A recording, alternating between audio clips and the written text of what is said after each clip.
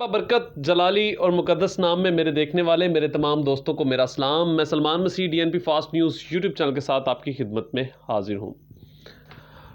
जैसे कि आपको पता है कि लॉन्ग मार्च की तैयारी की जा रही थी और इस तैयारी में पीडीएम काफ़ी गवर्नमेंट को टफ़ टाइम देना चाह रही थी, मौजूदा जो हुकूमत पीटीआई की है। लेकिन एक ऐसा आज के इजलास में जो वाक़या रूनुमा हो चुका है वो उसकी वजह से पीडीएम के अब तक उसके गुब्बारे से जो हवा है ना वो निकल चुकी है। इमरान खान साहब दूसरी इनिंग्स खेलने के लिए अब तैयार है। पहली में जिस तरीके से उन्होंने इन तमाम पीडीएम के रहनुमाओं को पीडीएम को उन्होंने जिस तरीके से उन्हें जवाब दिया, टफ टाइम दिया, वो उन्हें अब याद रहेगा। वो बस वो एक बात जान गए कि एक खिलाड़ी सब पे भारी। इमरान खान साहब अब किसी से ना तो डरने वाले हैं। इमरान खान साहब ने तो एक बात अलन अलान जो है वो कर दी है कि मैं हर काम पे कंप्रोमाइज़ कर लूँगा, लेकिन करप्शन के ऊपर मैं रत्ती भर भी कंप्रोमाइज़ नहीं करूँगा। आए कानून साजी करते हैं, जिस तरीके की करना चाहते हैं, बैठते हैं, मिलकर बैठते हैं।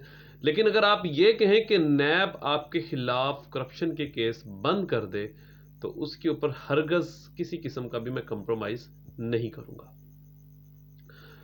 दूसरा, आज गिले शिकवे आपको पता है कि काफ़ी बड़ी मिकदार में जो हैं वो किए गए हैं। सदर आसफ़ अली ज़रदारी माजी में जो कुछ भी नून लीग ने किया, एक बहुत लंबी हिस्ट्री है मियां मोहम्मद नवाज शरीफ साहब की। जिस तरीके से उन्होंने जिस तरीके से वो पार्टी बनी वो सबको पता है। जिस तरीके से उन्होंने बेनज़ीर साहिबा को जलील और ख्वार किया, अल्लाह पाक उन्हें उनकी मग़फ़िरत फरमाए और जन्नत में आला मुकाम अता फरमाए। जिस तरीके से बेनज़ीर साहिबा के ऊपर वो माजी में जिस तरह की इल्ज़ाम तराशी और हेलीपैड से वो पर्चियों के मामलात देख लें और उनकी ड्रेसिंग के ऊपर जो जो हरकतें, उनकी ज़ुबान बोलने के ऊपर, तो ये किसी को भुला नहीं है। तो उसका अगर रद्द-ए-अमल देखें तो उसी तरीके से अब मरीम नवाज़ साहबा के साथ हो चुका है। सिर्फ अब हेलीपैड से पर्चियाँ फेंकना बाकी रह चुका है। लेकिन इस वक्त उनके साथ कहते हैं कि जो करोगे ना वही भरोगे। तो नवाज शरीफ साहब ने अपनी ज़िंदगी में ये होते हुए देख लिया। तो ये एक बहुत बड़ा सबके लिए सबक है, क्योंकि सियासत करनी चाहिए लेकिन किसी की ज़ातियात या ज़ात के ऊपर हमें कभी भी किसी भी किस्म की बात नहीं करनी चाहिए।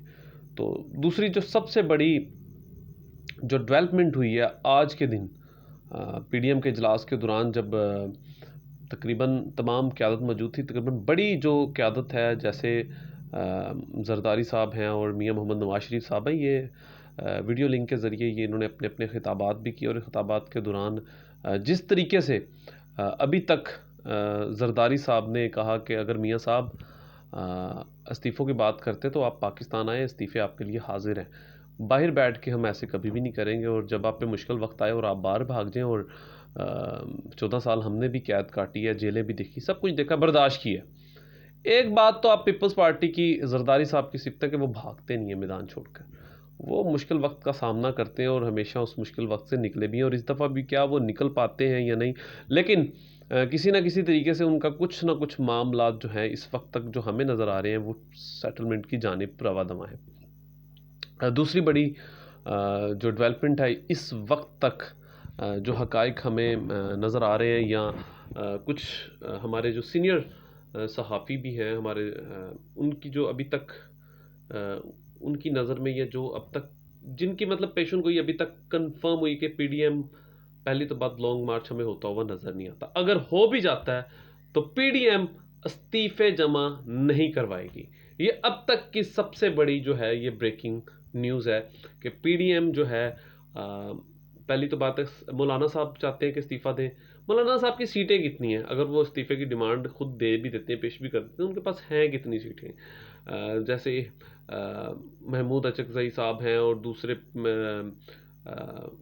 पश्तून पार्टीज़ हैं, और मतलब कह सकते हैं और छोटी जिनके पास एक-एक सीटें, इससे ज़्यादा उनके पास सीटें नहीं हैं। लेकिन वो ऐसे बढ़-बढ़ चढ़ के डिमांड कर रहे हैं कि जैसे पता नहीं उनके इस्तीफ़े देने से क्या हो जाएगा। इस वक्त जो मरकज़ी जो दो बड़ी जमातें हैं पीटीआई के बाद, वो पाकिस्तान पीपल्स पार्टी और मुस्लिम लीग नून।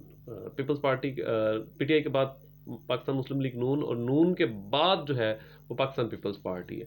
अगर पीपल्स पार्टी इस्तीफ़े नहीं देती है, इनकार भी उन्होंने किया है, तो फिर पीडीएम मेरे ख्याल में चाहे वो लॉन्ग मार्च कर ले, चाहे वो जितना मर्जी मार्च को लॉन्ग कर ले, तो फिर कुछ भी नहीं होने वाला।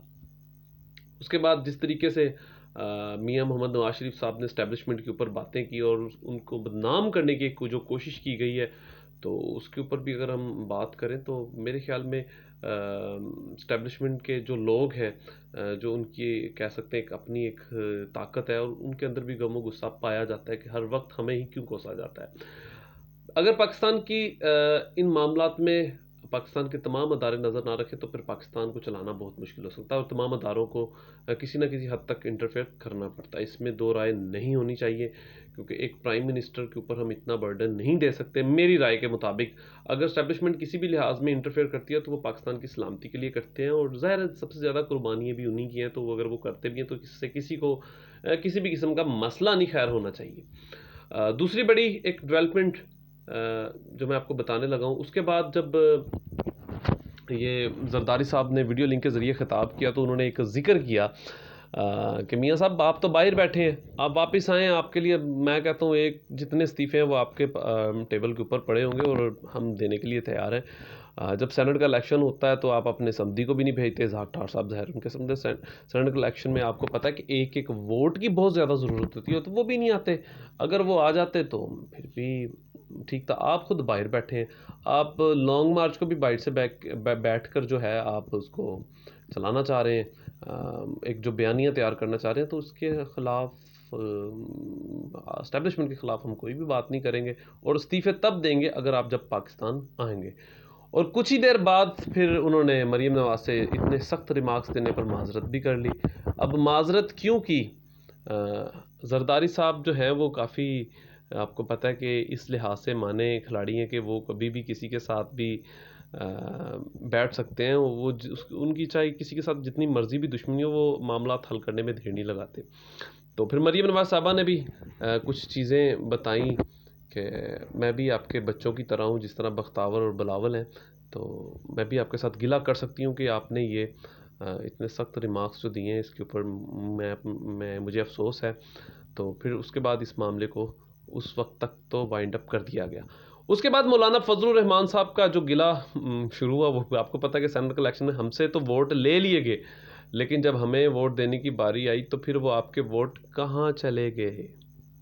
ये बड़ा उनका ज़बरदस्त सवाल था, और इसके ऊपर दोनों ही जमातें काफ़ी हद तक शर्मिंदा थी। और सबसे ज़्यादा जो शर्मिंदगी अब तक जो मेरे ज़राए हैं उन्होंने बताया कि ये जो शर्मिंदगी का इज़हार वो पाकिस्तान मुस्लिम लीग नून के चेहरे पे था, क्योंकि पाकिस्तान मुस्लिम लीग नून ने भी पीपल्स पार्टी से किसी ना किसी तरीके से बदला लेने की कोशिश की है, लेकिन अब तक सबसे ज़्यादा जो फ़ायदे में जा रहे हैं वो जरदारी साहब हैं, और मौलाना फजलुर रहमान साहब और मरीम नवाज साहबा जो है वो एक बंद गली की तरफ चले गए हैं, और वहाँ से उनके लिए अब निकलना और एक माहौल क्रिएट करना उनके लिए काफ़ी मुश्किल बन चुका है। और वो कोशिश भी कर रहे हैं। अगर पीपल्स पार्टी को एक बात तो अभी ये बात कंफर्म है कि अगर वक्त से पहले अगर अब इलेक्शन हो जाते हैं तो इसका सबसे बड़ा जो नुकसान होगा ना वो तमाम पार्टियों को होगा। बेशक महंगाई की वजह से पाकिस्तान तरीके इंसाफ को वोट नहीं मिलेगा, लेकिन अगर फिर भी हुकूमत बनती है तो हुकूमत इसी तरीके से बनेगी जिस तरह अब पाकिस्तान तरीके इंसाफ की बनी हुई है। अगर पाकिस्तान तरीके इंसाफ का जो वादे हैं वो मंशूर अगर इस साल में वो डेवलपमेंट कर लेते हैं, जिस तरीके से अब तूफ़ानी इनिंग्स खेलने की बात कर रहे हैं इमरान खान साहब, तो फिर इमरान खान साहब को रोकना नामुमकिन है। फिर वो मेरे ख़्याल में जहाँ तक मुझे लगता है कि वो इन तमाम एक साल में वो तमाम जो उनके जो काम पेंडिंग पड़े हैं वो क्लीन स्वीप कर जाएंगे। आप ये कह सकते हैं कि वो हैट्रिक कर जाएंगे। अभी तक उन्होंने 2 विकेटें ले ली हैं। किस तरीके से? एतमाद का वोट, सेनेट का चेयरमैन और डिप्टी चेयरमैन बनाने के बाद। अब थर्ड उनका आखिरी काम है महंगाई को कंट्रोल करना, और उसके बाद इन तमाम जिनके खिलाफ उन्होंने एक मुहिम चलाई हुई है कि ये चोर हैं, ये लुटेरे हैं, उनको उठा के फिर उनको समझ लें कि उनको उनके कैफरे करदार तक पहुँचाना है। तो ये डेवलपमेंट हो रही है, और ये होनी भी है और होनी भी चाहिए। पाकिस्तान की सलामती जो है वो इसी में है, और पाकिस्तान ख़ास तौर पे पाकिस्तान आर्मी के ख़िलाफ़ जो भी शख्स जिस तरीके से जवेद लतीफ़ साहब ने गुफ्तगू की है कि पाकिस्तान जो है खप्पे का नारा नहीं लगेगा, तो पता नहीं फिर वो कौन सा नारा लगाना चाहते हैं। बल आने वाले वक्त में ये चीज़ें अब डेवलप होना शुरू हो गई हैं, और आवाम को अब समझ लेना चाहिए कि चाहे जितनी मर्ज़ी अदारों के साथ या किसी के साथ भी मुखालफत हो, लेकिन पाकिस्तान की सलामती के ऊपर कभी बात नहीं होनी चाहिए। तो ना इसके ऊपर किसी को इख्तियारात देने चाहिए। और मैं एक और एक छोटी सी अपनी इस नाकस कह सकते हैं छोटी सी छोटी मुंह बड़ी बात एक राय देना चाहता हूँ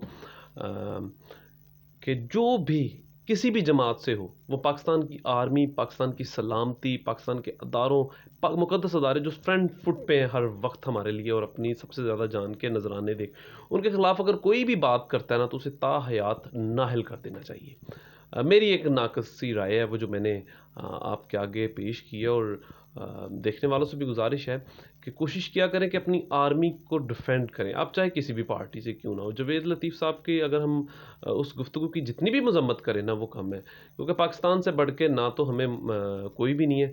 मरीम नवाज साहबा होंगी, अपने घर होंगी, उन्हें हम चुनते हैं, उनकी ताकत हमसे है।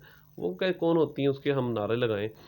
बिल्कुल हाँ, आपका कायदा, आप कायद सियासत करें, सियासत की हद तक करें, इमरान खान साहब को गिल्टी करें, लेकिन उनकी ज़ातियात पे भी ना, इमरान खान साहब तक करें आप, उनके उनकी पार्टी की पॉलिसीज़ पे आप कर सकते हैं, ऐसे और बहुत सी चीज़ें हैं। लेकिन जिस तरीके से आप अब गुफ्तगू को एक म्यार जो बनाने की कोशिश कर रहे हैं, वो समझ से बिल्कुल बाहर है। उस पर हमें कोई भी शख्स जो है वो कंप्रोमाइज़ नहीं करेगा। तो आज मैं शेख रशीद साहब का भी बयान सुन रहा था कि मैं दोबारा अपने टॉपिक पे आता हूँ, पीडीएम पे, कि पीडीएम जो है वो अब हम उनके साथ बैठने के लिए भी तैयार हैं। आए, हमारी कौन सी उसके साथ ज़ाती दुश्मनी है किसी हद तक, लेकिन करप्शन के ऊपर इमरान खान साहब जो हैं वो किसी भी लिहाज से कंप्रोमाइज़ नहीं करेंगे। और दूसरी जो सबसे बड़ी जो डेवलपमेंट होने जा रही है, इमरान खान साहब दोबारा इलेक्शन के लिए भी तैयार बैठे हुए हैं। और उन्होंने एक बात तो कह दी है, अब इलेक्शन कमीशन को भी वो जिस तरीके से वो उन्होंने उनको उनकी तबीयत साफ़ करने में मसरूफ़ है, जिस तरीके से वो बयानबाजी शुरू कर दी है। और एक चीज़ आप अगर गौर करें ना, तो इलेक्शन कमीशन का किसी ना किसी पीडीएम की जमात के साथ, मुझे लगता है, मेरा दिल भी कहता है कि कोई ना कोई राब्ता ज़रूर होगा। अब देखें कि डस्का का इलेक्शन होता है, उसके ऊपर थोड़ी सी भी एक चीज़ वायरल हुई है तो इलेक्शन कमीशन जाग पड़ा है। और अब यूसुफ रज़ा गिलानी साहब का इलेक्शन हुआ है और उसके अंदर इतनी बड़ी पैमाने पर जो है को वो धांधली हुई है, इलेक्शन कमीशन एक मिनट के लिए नहीं जागा। तो ये चीज़ें जो हैं ये काफ़ी इसके ऊपर इमरान खान साहब को भी तहफ़्ज़ात हैं। अगर जिस तरीके से वो इमरान खान साहब के ऊपर कहते हैं कि ये इस्टेब्लिशमेंट के सहारे में है, या कठपुतली सिलेक्टर, बहुत कुछ कह जाते हैं, तो इसी तरीके से अब उन्हें भी है। अच्छा, बात रहेगी फंडिंग। अगर फंडिंग की बात करें तो फंडिंग का रिकॉर्ड तो मेरे ख्याल में किसी भी जमात के पास मुकम्मल नहीं होगा।